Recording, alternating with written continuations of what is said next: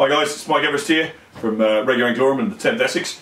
We're going to be looking today at how to wind your leg bindings up, or your puttees. We're going to do, in this first video, we're going to be concentrating on Dark Age stuff with Anglo-Saxons and Vikings, and then we'll do a brief follow-on video talking about leg bindings and puttees in the First World War, to which we've got some here. Now, we're going to be having a look at some excellent examples and some really bad examples as well, so you can see what's right and what's wrong and make it as easy as possible. And I'm going to show you the good and the bad ways of kind of putting these all things together, okay?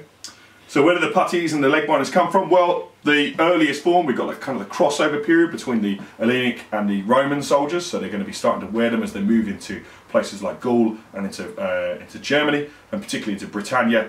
These guys are going to be wearing these things, and the Saxons and the Vikings are no different. They're wearing for the same reason.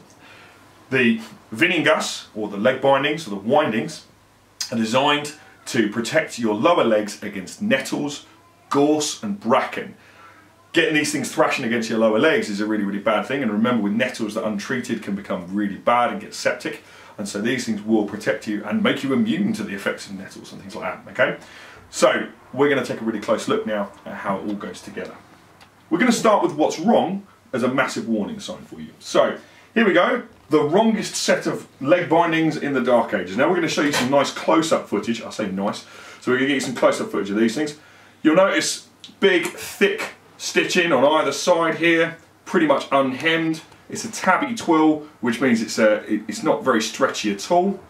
Okay, and it's a pretty poor example of what cloth should look like. Okay, and there's going to be a whole bunch of problems when you put this on. We're going to put these on in a second.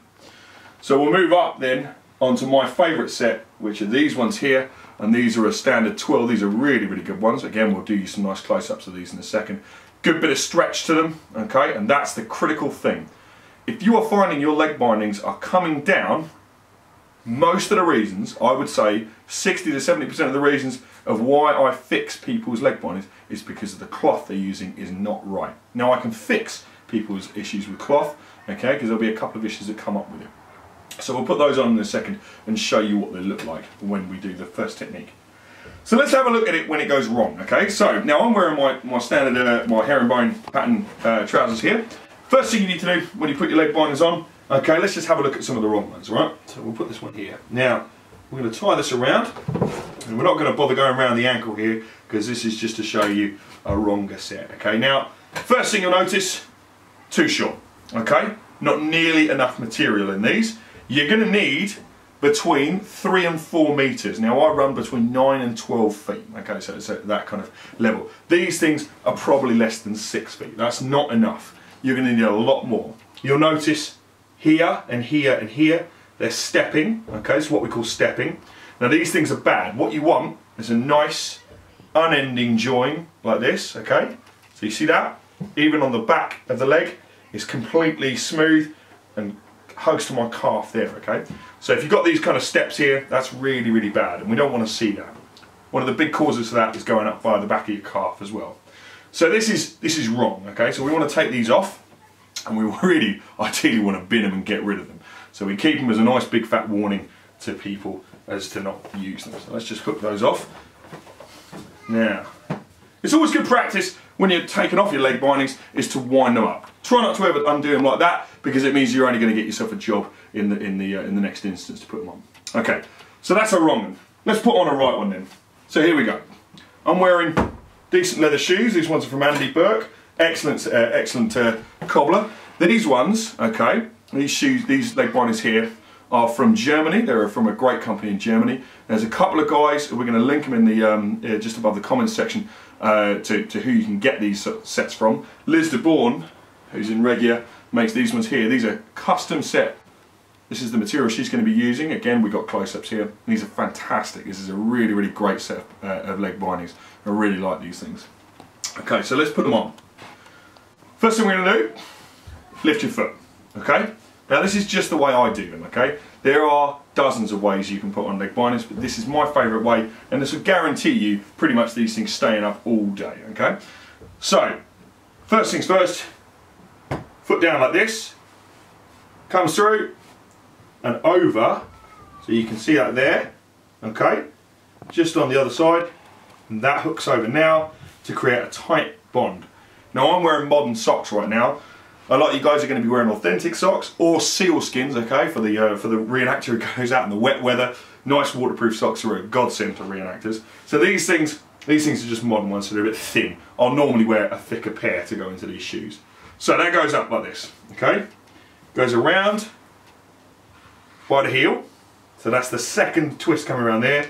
Then it's going to come up here, okay? Now, important bit. Lift your trousers ever so slightly and blouse them, okay? So this creates a really good effect once it starts getting moving up there. So we're just going to hook that there, okay? And then we're going to start winding it round. Now, you've got a little bit of your sock on display there, and it's a little bit loose, but don't worry about it being loose, it won't come undone. So here we go. Now this is the important bit, this is the binding. As tight as you can manage, with it still being comfortable, it's going to go around each twist is approximately between a half an inch and an inch. Okay, so between a half an inch and an inch. So we're going to go up like that. We go all the way to the top, and here's the things to watch out for. Okay, so there's our tab there. Notice the leg binding is above the calf muscle. That's one of the most important things. You've got to have enough material to go over your calf muscle. The calf muscle, if your leg binding is there, it's going to fall down. Okay? If it's above the calf muscle, it's got to go out before it falls down. So that's going to give you another breaker to stop it from falling down. So here we go. The binding is now going to get cinched into place. We take the topmost twist here, we take that and we tuck it underneath. Okay? So like that. There we go. That's now nice and tight. Okay, so let's look at that. Again, it's going to be right underneath it, and that's going to be nice and tight. What you want to avoid doing is having it going over the top, because if it goes over the top, because of the way the cloth works on your trousers, it's going to pull your trousers up, and that's going to loosen it already, okay? And that'll start to pull it out, okay? So it's got to be underneath. When it goes underneath like this, there's a really important thing happening. You've got the wool here, and the wool here, that's all locking together, kind of like Velcro, okay? So once it all locks together, that means the whole thing is going to stick together, and now these shouldn't come down at all, okay? So just before we put our shoe on, one of the things that we get asked quite a lot is your foot position when you do your leg binding, okay? I have mine like that. So not completely straight, okay, as though I was standing on it, just about an inch dropped, okay? If you do it like this, that's probably the worst way you can do it, because you'll notice it makes your calf much slimmer. You're now binding your calf at its thinnest point, so that means when you do this, it's going to become to its fattest point, and that means you're not going to be able to move your calf at all. In fact, if you do it tight enough like that, it's going to cause you some issues, okay? So it will cause you some issues. So you want to keep it straight to start with, and then drop it by an inch so it's just nice and comfy, and then whiz it round, and then the shoe goes on, and there we go. So that's nice and tight. So once we've got that shoe in position, then we're all tight and locked in. So one of the issues you'll get is if you think your leg bindings are bumpy, okay? If you're getting bumpy leg bindings, it's because you've got too much material underneath them. Your trousers are too big. So it might be worth having a look at adjusting your trousers so they're a little bit tighter, okay? So a little bit tighter. Now you can actually wear tight trousers on their own without leg bindings. But if you're going for marches and long campaigns and stuff like that in forest and wilderness and things like that, I know a lot of guys like to do that, like to go on walks in their full kit. It's probably worth getting yourself a set of leg bindings to protect you. So making sure your trousers aren't too thick. If you've got Viking baggies, it's almost certainly that you're gonna have them fall down unless you've got the drain pipe system that a lot of guys have. I've got a set of those. So it plumes out to here, and then you get the drain pipe system down, and that means you won't get any issues with your leg bindings falling down. So We'll stop there for a second because I'm going to take these off and I'm going to put on another set of leg binders, and we're going to have a check out of one of the big issues that a lot of people get, and that's stepping, and we're going to come up with some great ways of dealing with that. Okay, what we've got on now is a set of herringbone ones, and you can see they've got serious issues with stepping here. Okay, these are categorically wrong. If I saw these, I'd be vomiting over them, and I'll pick you up on the PA as well. These things are not good. So a lot of the guys we have issues with these, and these will contribute to your leg bindings falling down, and importantly, they look scruffy. The soldiers in the Dark Ages do not look scruffy, okay? They are like proper warriors, and they really care about their kit. This might be the only set of leg bindings they have, and it almost certainly is the only set of leg bindings they have. So they're going to be wearing their kit with pride, because basically it's what they've got. So let's try and fix this, okay? And this, again, this plays for both Dark Age and for Great War if you've got issues with your putties doing this, and we'll talk more about that in the follow-on video. So these ones have got garment hooks. We're going to address an issue with garment hooks as well. Now, I'm not a fan of garment hooks. They're authentic, they're completely fine. A lot of people think they're easier. I'm very much in the camp of I don't really like them that much because they cause issues that you don't need to worry about. So we're just winding the binding up now. And here's what we're going to do. We're going to take it from the point where it starts to step. And then here's what we're going to do. Here's where the magic happens. So what we're going to do is this. Look at this. And now, twist. Okay. Do another couple of rounds until it steps again. And then we'll go onto the back there. You'll notice, I'm just going to twist this again. Twist. There we go.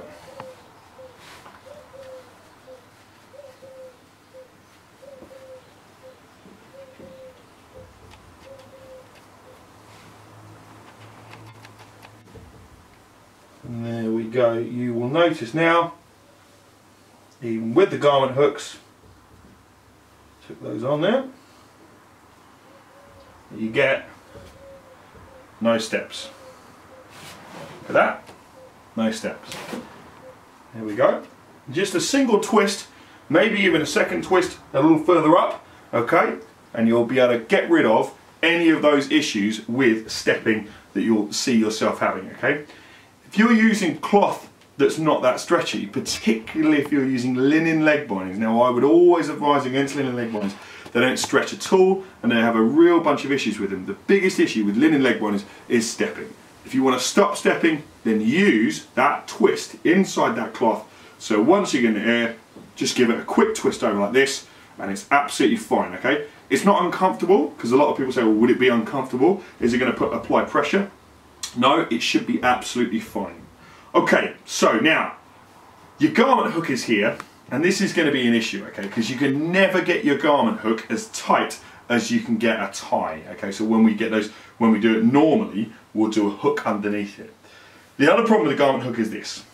Once you unhook, you'll start to see, you'll be picking the cloth out, okay. So there's a way that we can do it, and actually, it's a bit of a trick.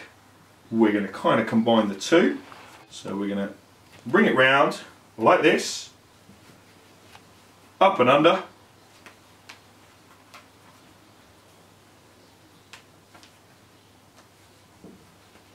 like that, and that's going to hook it onto just the edge there. Now this is or just the inside actually, so you're kind of hooking it through. Now that's a real issue you've got there, because you're not having your garment hook on display, which is a kind of thing that a lot of people like to do. Obviously a bit of bronze or a bit of brass or a bit of silver, you're going to want to be displaying that.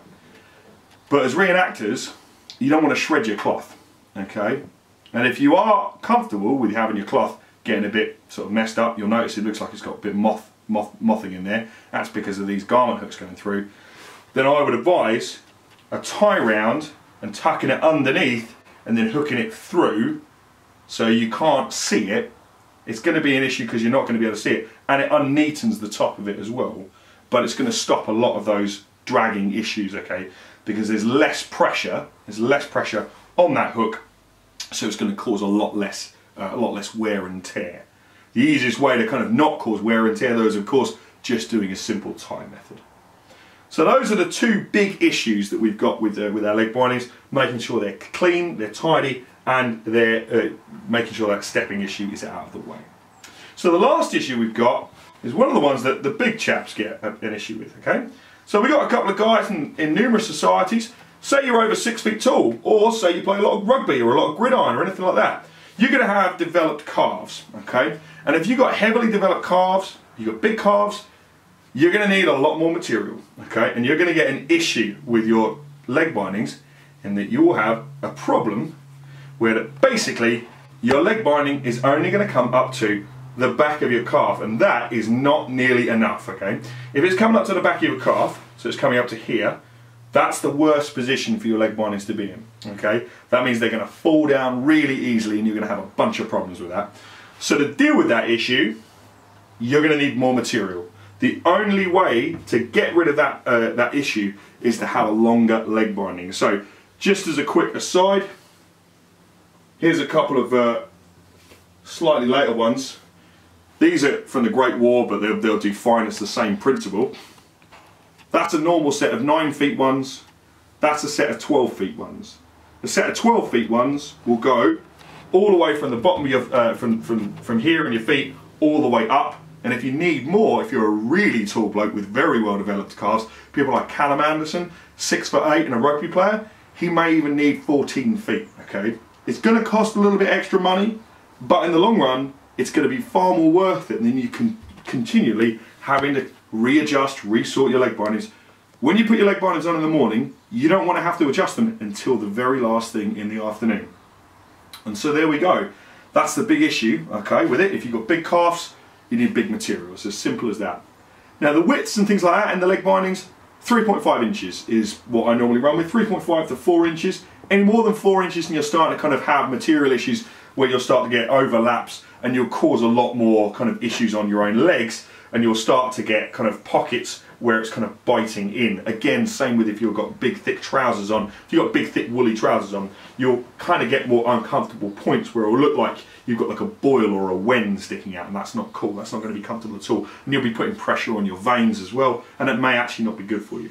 So these things, you need to kind of have a much tighter trouser and a better design, so more material but not too wide, okay? So that's what you're looking for. You're looking for the glass slipper of leg binding. So that's what we're looking for. For me, it's always 9 feet and a 3.5 inch wide with a good twirl. Thanks for watching, guys. If you're waiting for the Great War stuff, we'll have a follow-on video any minute now, okay? So thank you very much. I've been Mike Everest from Regular and Glorum and the 10th Essex. Thanks very much.